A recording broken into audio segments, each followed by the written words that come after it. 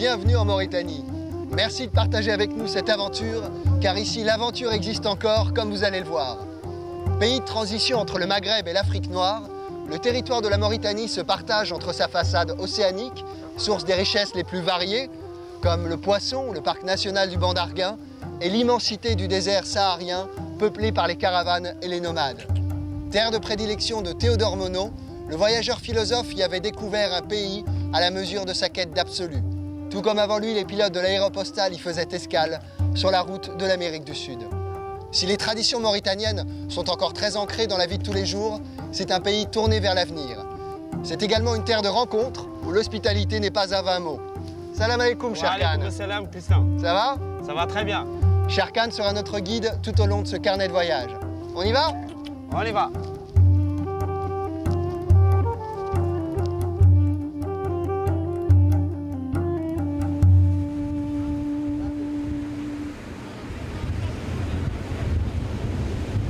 Je vous propose de commencer notre visite par Nouakchott. Nouakchott est une ville entre dunes et océan. D'un côté le Sahara, de l'autre l'océan Atlantique. La création de Nouakchott commença par un tout petit puits qui au départ était fréquenté par les nomades qui venaient se ravitailler. Ensuite, l'armée française en fit un point de ravitaillement et y construisit son premier fort. Et en 1957, il fallut décider d'une capitale. On hésita tout d'abord entre Rosso, mais qui était trop proche de la frontière sud, et Attar, trop proche de la frontière nord. On choisit donc Nouakchott, qui devint la capitale officielle de la Mauritanie. C'est ainsi qu'aujourd'hui, Nouakchott compte plus de 800 000 habitants. Je vous propose d'aller faire un tour en ville.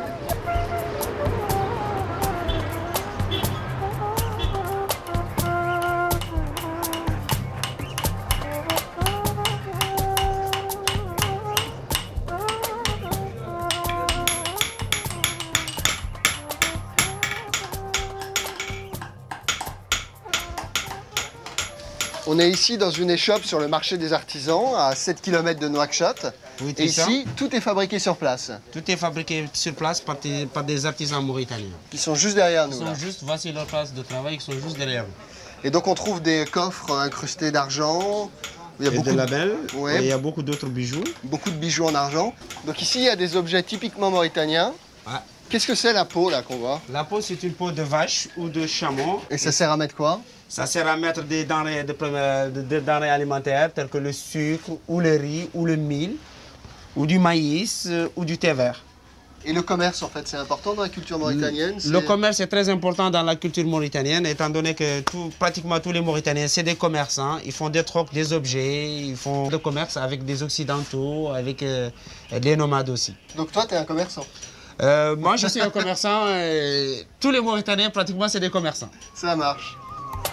Toute une partie de la population vit encore sous des tentes comme celle-ci. C'est l'habitat emblématique des nomades. Les tentes sont faites à partir de voiles de coton, ce qui fait qu'elles sont très très légères, contrairement aux tentes marocaines qui, elles, sont faites à partir de poils de chèvre ou de dromadaire.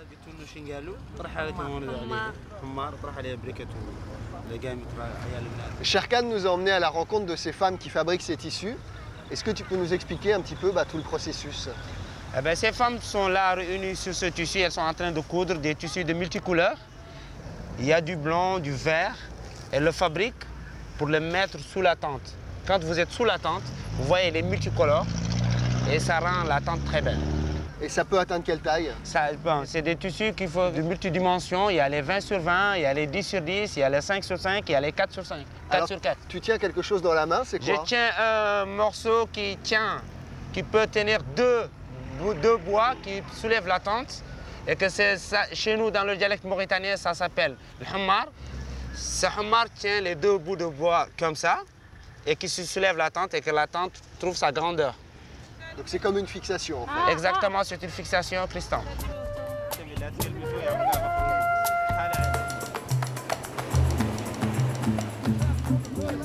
Ça y est, c'est le moment du départ. Mon séjour en Mauritanie est terminé. Je vais retourner en France avec des souvenirs plein la tête. Je voudrais remercier notre guide, Sherkan, qui nous a fait découvrir la Mauritanie. Comment on dit au revoir en mauritanien? Ma'assalam. Ma'assalam. Bon séjour à tous. Bon séjour et soyez les bienvenus en Mauritanie.